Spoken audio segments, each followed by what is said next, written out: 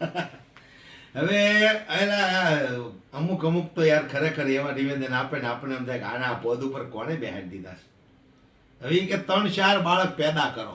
બોલો, ઉમિયાધામના પ્રમુખ એમ કે 3-4 બાળક પેદા કરો, પણ તમારા ઘરે છોકરા છે એને કેટલા બાળક છે એ તો અમને જણાવો.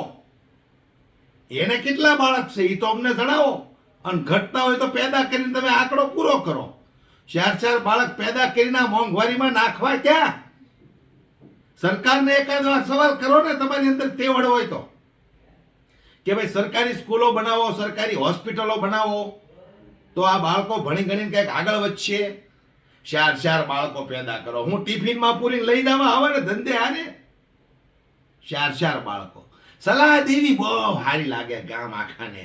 તમારા ઘરે છોકરા રહેશે જ તે, એના કેટલા છોકરા છે એમને જરાક દર્શાવો, પછી અમે કંઈક વિચાર કરશું. 4-4 બાળકો પેદા કરો. એટલે ચૂંટણી ફોર્મ ભરવું હોય તો પૂછે 3 બાળક છે, હા પાડી તકે ન મેળ આવે, 2 હોય તો જ મેળ આવે. તો એનો મતલબ એમ કે આજીવન કોઈ ચૂંટણી જ નહીં લડવાની. 4 બાળક પેદા કરી નાખ્યા હોય એને. હે ઓલા ના પાડે 2 બાળકથી વધારે બાળક પેદા કરશો તો સરકારી લાભ નહીં મળે, અને આવડે એમ કે 4-4 બાળકો પેદા કરો. હું અમારે આ ધંધો કરવાનો, ઘડીક કરવાના ઘડીક નહીં પેદા કરવાના?